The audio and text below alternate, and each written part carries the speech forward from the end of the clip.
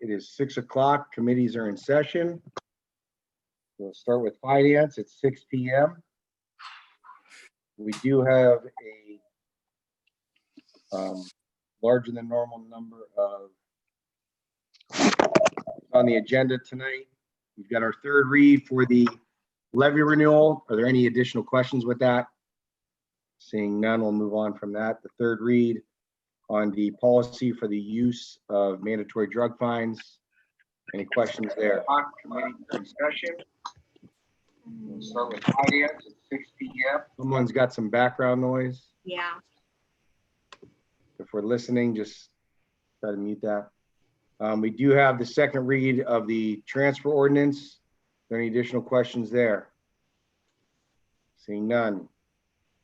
The first read of the resolution adopting the alternative tax budget. Ms. Canada, if you want to expand on that a little bit. If I'm correct, I do believe we are going to do that as a first read and waive the 3-read process. Am I correct? Correct. And reason being is that has to be submitted. And due to summer recess and the COVID-19 pandemic, that would create a bit of a hindrance with getting in those third reads in a timely manner. Does anyone have any opposition on committee or on council? This is something we do every year. It's nothing out of the norm. So we'll just go ahead and tomorrow we will do that as a first read, waive the 3-read process. So there will still be the 30 days, but that will give you, Mrs. Canada, the right amount of time to get that submitted, correct? To Trumbull County, yes, correct. Yep. Perfect. All righty. We do have an emergency read of a resolution for the bank depository. Basically, my understanding, and correct me if I'm wrong, is what this does is this is something that needs to be done every 5 years. Mm-hmm. It allows our fiscal officer to take funds that are not in use to be transferred into accounts that generate a higher interest rate. Mm-hmm. It's a mandatory thing through the bank. It needs to be done by a certain date. Am I right? Yes. Is it August, Amy? Yes. So our only option is an emergency at this point in time, because otherwise, even if we do the 1 read, we're still looking at 30 days and we're really coming up on a deadline. So that we'll do as an emergency tomorrow. Are there any questions or concerns with anyone on council with that? Okay. We have the emergency read of the resolution for the COVID CARES Act funds. Basically, this is, we have to read this as an emergency or we're not going to be able to use this money. So if anyone has a concern with it, seeing none, then we'll go ahead and we'll read that as an emergency tomorrow. And then this is something we've talked about at length in the past, but I really want to commend our fiscal officer. She's kind of taken a grasp of it, and we've had extensive conversations with regard to legislation H. It's the first read of the ordinance for the use of blanket POs. We've talked a lot about it since she's come on board. Basically, what this does is allows our fiscal officer to pay bills that are reoccurring bills prior to approval monthly from someone on the finance committee. So if we've got our gas bill, we're basically signing off ahead of time saying, okay, for the quarter, you can pay the gas bill as long as it doesn't go over X number of dollars, which are identified in the ordinance. In the past, what we were doing is we would have a gas bill due and 2 of us would have to get down to the village building, sign off on that PO in order for them to mail off that check. And what we'd see happen is we'd run into, late fees or potential being delinquent on an account. So by doing it in this manner, it's going to allow us as a village to be able to have our fiscal officer pay bills once they're due for those recurring charges. Now, rest assured of my understanding that although they will be paid, the finance committee will still sign off every month on those bills. So the big question mark was, well, aren't we going to have a checks and balance? We're actually going to have another layer, because what we're doing is we're signing off ahead of time. Yeah. Say, for example, you can only spend $1,000 in a quarter. So if the bills go past $1,000, and this is just hypothetical with the number, if they go past $1,000, she would have to create a new PO in order to spend those funds. But now what it's doing is saying, okay, we're signing off ahead. If it's 250, 250, 250 for the quarter, you're still under the $1,000. We're still going to get the POs to sign off after the fact. It's just giving, go ahead. Actually, Ray, you guys will sign off on the POs at the time that they're created prior to the money ever being spent. Oh, perfect, even better. Yeah. So I was misunderstood on that. No, you can't do a purchase order without it being, I mean, you can create the physical purchase order where you're looking at it, but then you still have to have it signed off on. So that's what I would like to at least happen, is that they're still signed off on, and then you guys will still do approval of a clerk's report. But the purpose of the blanket PO is giving you the ability to spend that blanket amount of funds for that set period of time, correct? Correct. So that's, I think it was an explanation thing. Yeah. Okay. Are there any questions regarding blanket POs?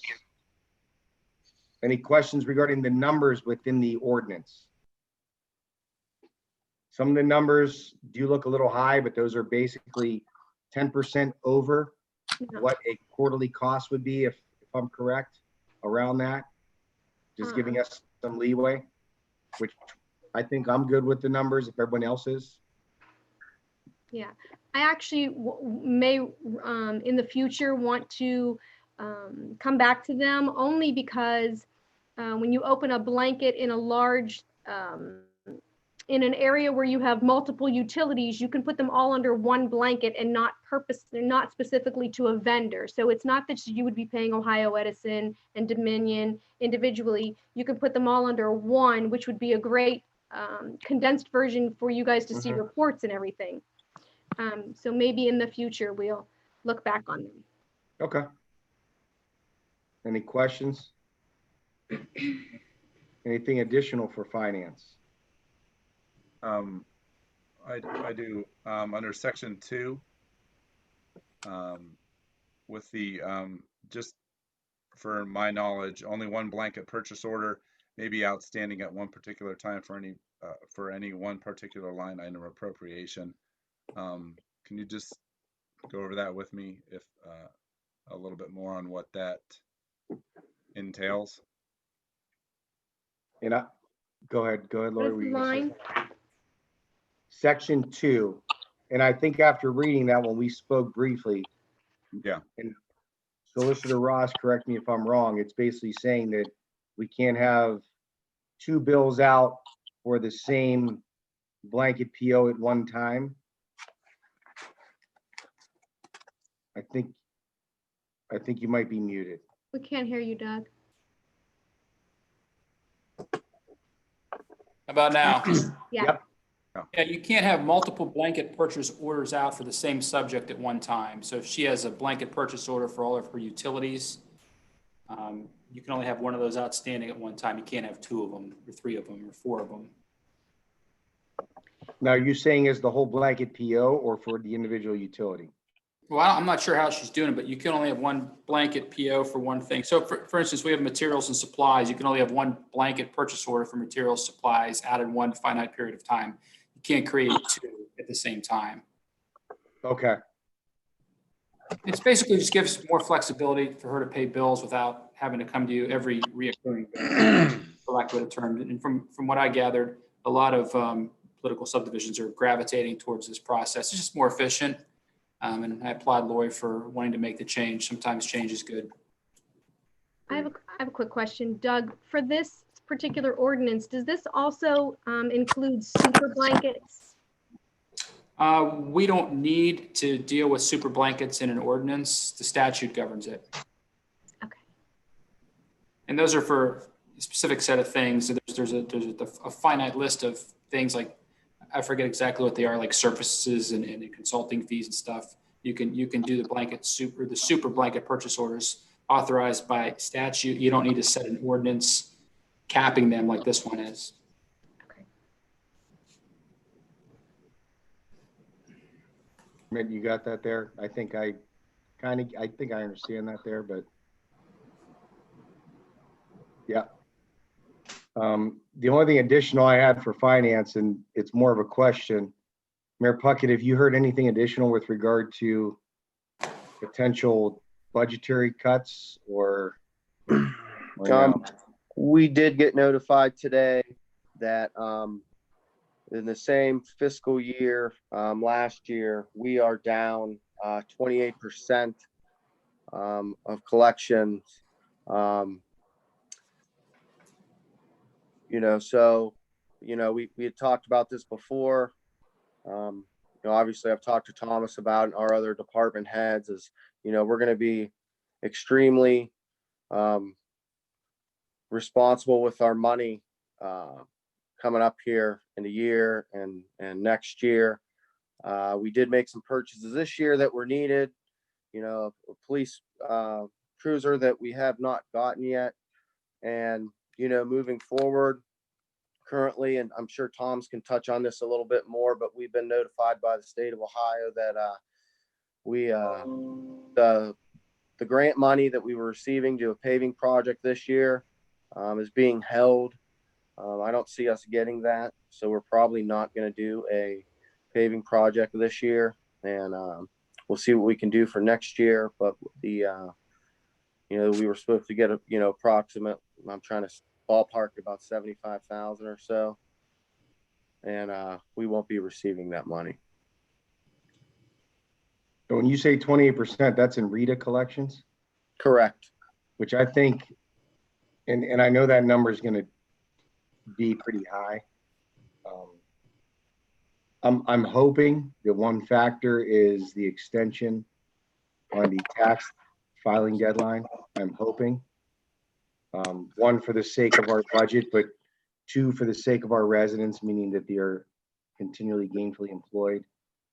So I really think next month is going to be a big tell-all for that number.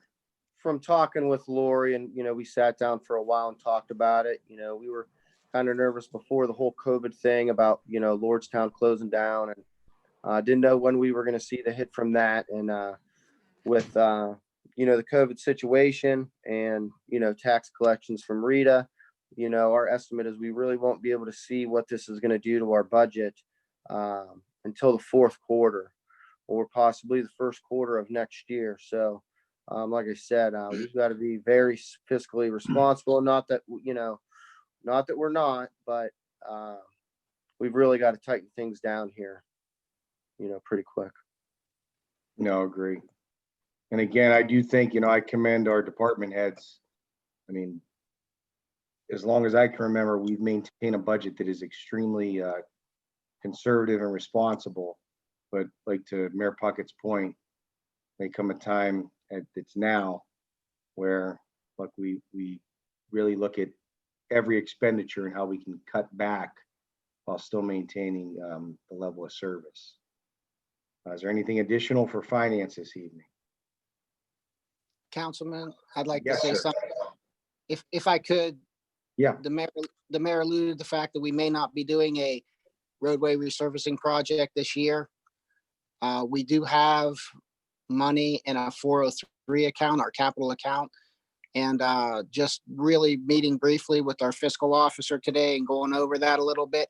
As soon as I know, and I do want to say, talking with Linda Bailiff from the state, she writes the checks and the disbursements of funds out of the state office to us that would have given us that 75. She did say at this time there is no one writing a bill to allow that to happen. So everything's been frozen. And if that means we have money in our 403 account that can help benefit the budget, Lori and I did begin conversation. We have a lot farther to go, but we're looking at ways where we might be able to reappropriate that by amending the budget and putting it into areas that would be beneficial to 2020. So just so you know, we're looking to that effect, to that end, to try to use that money still this year to help out where we need to. Okay. But as I find out more what we're allowed to do with that 403 money, I'll let you know. Okay. That's all. Right. So essentially we had budgeted money for the paving project, our cut, and we can spend it in other places if needed. If we're not putting a hold on it. Anything further for finance this evening?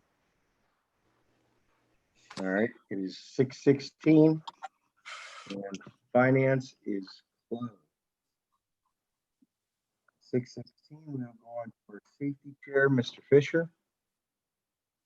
All right, we'll call safety to order at 6:16. I did get a chance to talk with both chiefs yesterday.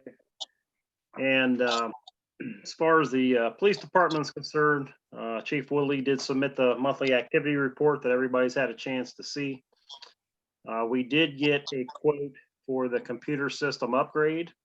That quote was $5,073. They did give us an option to finance that over 36 months at a cost of $175. If we find it, maybe Lori might find that easier to fit into the budget rather than trying to take that out of somewhere this year or next year. So it's a nice option. We know that we're going to have to upgrade those computer systems. This is not an if, it's a when. It was also contacted by the state in the Ohio Law Enforcement Body Armor Program, gave us a 75% match on the cost of replacement of body armor. Now, for anybody who's not aware how this works, it's like a lot of our equipment. Every 5 years, they have to rotate the equipment out, it expires. This is so far, according to Chief Woodley, the highest grant reimbursement that they've ever offered. But he also said that this might also be the last time they offer this program. So the total cost of the body armor, I believe it was 12 units, was going to be $5,495.94. Our portion, our responsibility for that would be $1,373.99. I am certain that he has it in his budget. I know that we're being fiscally responsible. But anytime we can get a 75% grant for something that's usually in his budget, that's a pretty good situation to be in. Again, we'll talk with fiscal officer and Mr. Lewis, and we'll talk about, how we're going to take that out of what budget. So Chief Stitt did also submit his month-end report. They did receive their new LifePak heart monitor, and it is in service. So that grant we got, 28,000, I think it was, and change. We have received that, and we're operating. He did use the rest of that grant money for some nozzles and for a hydro ram, and they have been received as well. We did finish up the remainder balance of that grant. And also, too, we talked about he's going to go ahead and get the wheel bearings and the tires put on the fire engine back into service. That should probably happen this week, early part of next week. So moving with that. And on a side note, I know we discussed it at the last meeting. I was going to try to get some feedback from the health department. The village administrator was able to talk to the director down at the health department, and they are not going to release numbers in communities of how many COVID cases there are. So it will only be a by call nature, where the fire department or police department will be informed that there's a COVID situation on a call that they receive. So we'll just have to go by their guidelines as far as when we can safely open our buildings and our parks. I'm sure we'll touch on that again in parks, but no specific details are going to be handed out. That's all I had. If anybody else has anything they want to add or question. I may add, on the Marks radios, I just found out this morning we should be receiving our radios next week. We are not getting what we ordered. We're getting 3 mobile radios and 10 portables. That was due to FEMA through the grant. Everybody's getting less than what they ordered. On a plus side, we were told that they were making these radios are supposed to be charged $25 per radio a month. from my understanding, what I was told this morning, it sounds like it's going to be staying at $10 per radio a month. So that's a big savings. The $25 for the fire department would have been $3,900 a year, but I think it's down to $1,600 or something. So with the ones that we're getting purchased from, so hopefully that still stays the same. That the cost will be $10. That's all. And of course, we still have yet to meet with Hudson Radio to go over the coverage to make sure that we don't have any dead spots. So I'm sure it'll be okay, but that meeting will happen fairly soon, I'm sure. If you guys anything further, we'll close at 6:21. 6:21, safety is closed. In 6:21, we will go to our Parks and Buildings Chair, Mr. Harvey. Hey, thank you. Good evening, everybody. Cover a few things. We did have our Memorial Day services were canceled, but the memorial was very beautifully decorated, and people had stopped by and paid their respects. So appreciate everything the fire department, everybody did to make that as best as we could do for what we, circumstances we were under. So appreciate everybody's help and getting that handled as best as we could. 4th of July coming up, to wish everybody a happy 4th. We won't have anything here in the village, but holidays are coming and going. We're talking about now the park facilities, what's opened. Right now it's pedestrians, and I'm going to touch base with the mayor and Tommy to give us maybe some updates on some of the things that's going on with the park and park openings. Yeah, I've been in contact with Thomas daily about the park being open, and particularly our park program. The Board of Health has given us some things that, we've been going back and forth about what we can and can't do. The community room, we'd like to open up some things there on the 22nd. We should be ready. Hopefully we can get some of our park programs up and running on the 29th. We have contacted the park tenants, and hopefully they can get started as soon as possible, and we can get some kids in the park. And as far as the volleyball, basketball, gaga, things like that, they are still closed per the state of Ohio's orders. And, we'll open them up as soon as we can. Right now, it looks like the date is possibly July 1st. I'm hoping it doesn't get pushed back again, and we can go back to our normal business, and everybody could go back to using the park full time. So is there anything else you can add to that, Thomas? Yeah, I have been communicating with Hannah Jones, our park director, and we have a look at programming that may be able to be implemented. Everything from our concerts in the park to movies with the kids, some specific programming related to Popsicle Day, bike rodeo, and so on. But as we go through the checks and balances with the Board of Health on what's allowed and what isn't, we'll make those announcements as to what the programming will be. But our park attendants will take to the park later at the end of this month, if not the beginning of next month, and they'll be doing a lot of cleaning. A lot of the structure that they're going to be doing is related to keeping the equipment clean on a systematic basis. So we want to offer something to the residents and the kids, but it does come with restrictions.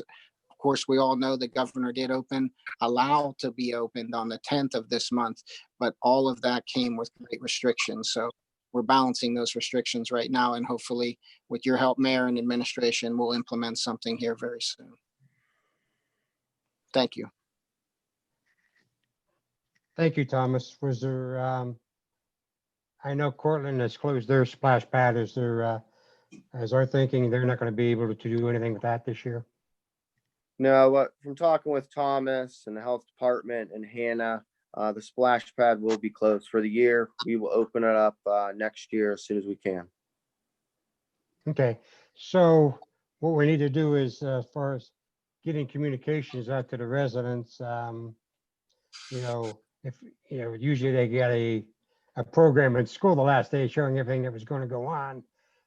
So we're going to, you know, need to, you know, when this starts coming into play, to make sure that we use venues that make sure the residents are aware of what's available, or where, you know, on our village website to go get that information so they could see it. So we don't want the misinformation getting out there. We want the right information to get out there. So Right. As becomes soon as we available. have, you know, accurate dates, programs of exactly what we're going to put together, we'll get it out as soon as possible and let everybody know. Thank you, Mayor. And it's exciting. You know, we're doing it the right way. We've been cautious about this and ran things by the Trumbull County Board of Health, and it's good to know we're going to be up and running in as many things as we can possibly do. It's safe for all our residents. So thank you for everybody for their help on all this, and look forward to all this coming into play, and people will be seeing, you know, more activities out into the park area. Tom, is there anything else we need to cover here, or anybody else on the committee have anything else? I don't, thank you. Rich, if I could just expand on what you just said, you know, I think I just want to say thank you to, you know, our village office staff, our chiefs, our administrator. Mr. Dimitrovich stated it. I mean, daily contact with our health department. I mean, there's a lot of behind the scenes that's going on that even us as members of council don't see. You know, but they're doing everything in their power to maintain daily business. And the job that you all have done throughout this pandemic has been nothing short of exceptional. And I appreciate every one of you. And I know I speak for everybody on this screen when I say that. I just want to make that statement. Thank you.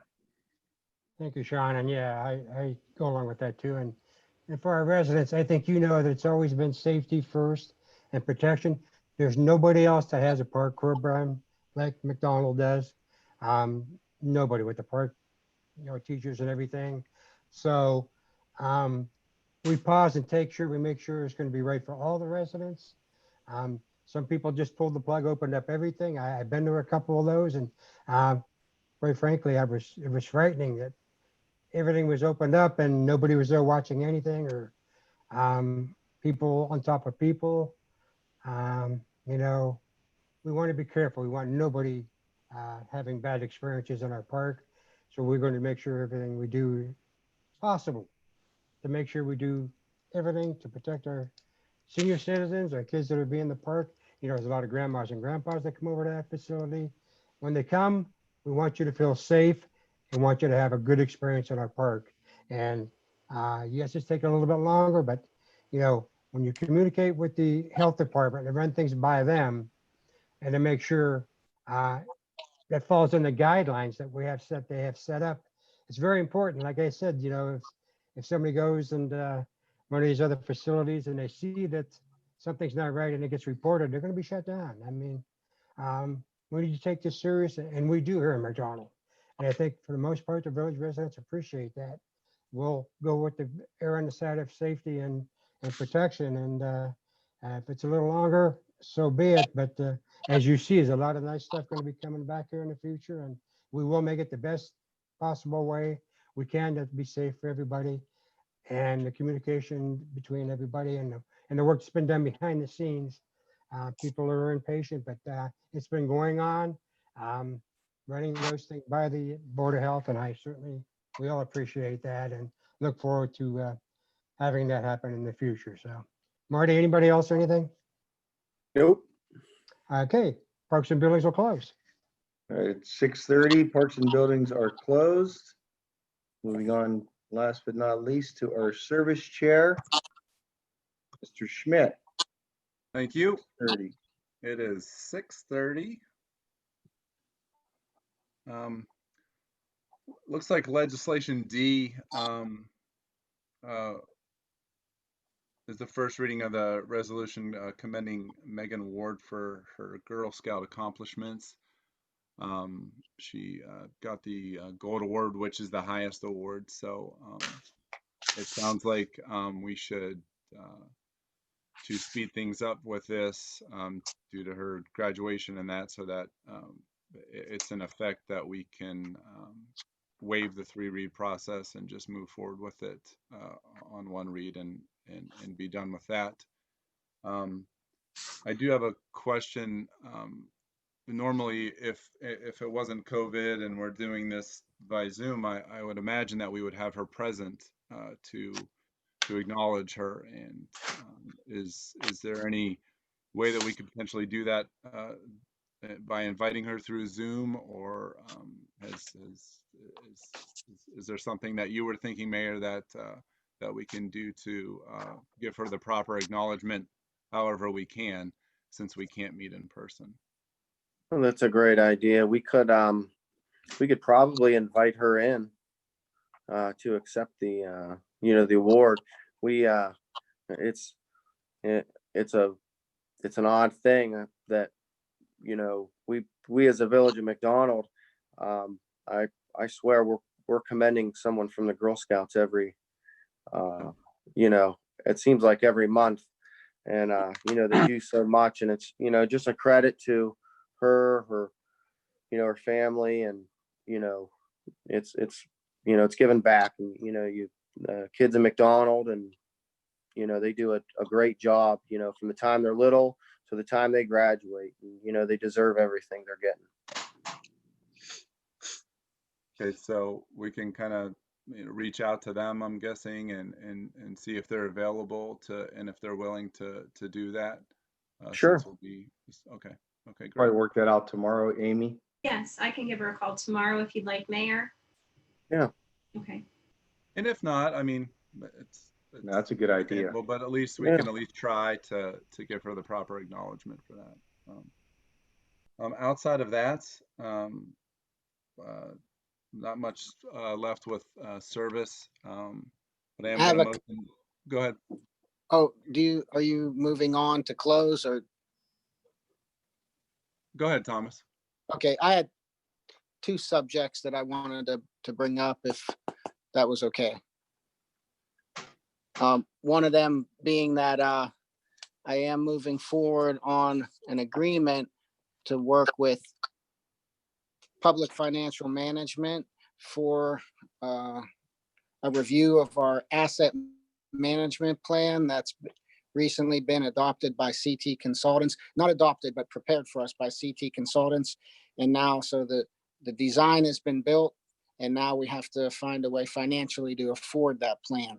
And Bethany Pugh from PFM is going to work with us. Of course, we had to do an agreement, and Doug was good enough to look over that agreement with PFM, and I've signed, and we're going to start that. And again, all of this discussion is about an adjustment to our water capital rates, our regular water rates, as well now as our sewer rates. It's about time that we look at all of those again. And so there will be some oversight by them, because the end result of this is going to be a 5-year plan to improve our infrastructure for the Village of McDonald Water Department. So I just wanted everybody to know where I was at on that project, but it is moving forward. And then announcements came from the Ohio EPA more recently about allowing us to get back to business. There was a period where we had to show some leniency in our water collections. And it does look like now, though, with a letter from the director of the Ohio EPA to all PWSID systems, that's who we are, that we are allowed to go back to normal business and collections and operations by July 10th. So that's good news, and that although I will give a credit to all the McDonald residents that are in our distribution system, even though we are under extensions and leniencies, I'll tell you, 95% of all residents still came forward and paid their bills and took care of things so that we didn't show a loss in our water department. But again, we will be back on the normal business here very soon. So just wanted to put that out there if anybody has any questions. And then Sean, also, the mayor did talk about it. I was going to bring it up in your committee about the conversation I had with Linda Bailiff, the director of OPWC funds. So we talked about that in finance. I won't lengthen your meeting about that, but I didn't know if you had any questions about the roadway resurfacing project. So basically the one we're discussing about the Connecticut, Massachusetts project am I correct? in saying Yeah, that? yeah. So that's, Mhm. that's basically just on hold then. Yeah, it is postponed. There is no money Right. from the state to Right. ask for if we started the project. So we had talked about putting a resolution on the books. And forgive Yeah. me, Doug, I know I was talking with you about this and you did suggest maybe not to put that resolution. And so I did want to talk to the state and find out where they were with their funding. So we did prepare a resolution to accept RT Vernal as our contractor for this year's project. But that resolution won't be going out to you guys because there's no reason to, because of the fact that there is no money coming from the state. So it's postponed until further notice. Okay. That's good. the project. Well, That's all I Thomas, have. question. Yes, sir. Next year's, projects for next year, how do they look? People putting in for next year. As So, so the OPW, can you hear me? Is everything Yeah. okay? Yep. So the OPWC rounds of funding go in twos. We were in project year 34. It's been completely suspended. 34 and 35 were together in funding. So there was an announcement from Linda Bailiff's office to extend, well, they first postponed the finish of 33, 32 and 33 years. And they just recently put a Senate bill out to allow 33 to finish. But going into 34, 35 that we're in, 34 has been suspended. There may not even be an application round for 35, which is what you would be talking about, Mr. Harvey, where Correct. we would go to the table and begin a design and a plan stage for next year's resurfacing. Right now, there are no Senate bills available to move money around into OPWC. So that could all change. Senate could come together and say they want to sit down and write a bill and release funds. But as of right now, I have to take orders from the director, Linda Bailiff, and she doesn't see anything available for 34 and no applications are on the table for project year 35 for anybody, not just McDonald. Of course, that's for everybody that participates at Eastgate. Thank you, Tom. You're welcome. That's sad news. It's It very is. sad news. Just another level of cuts from the state and the things that we do on an annual basis. Any other questions? No? Okay. With that being said, I'd like to motion to enter an executive session with the entire service committee, the mayor, Solicitor Ross, Mr. DeZ, Mr. Joins, Mr. Dimitrovich, and Mr. Harvey to discuss imminent litigation with no business to follow. Service committee roll. Mr. Schmidt, aye. Mr. Lewis, aye. Mr. Fisher, Aye. thank you. Mr. Harvey,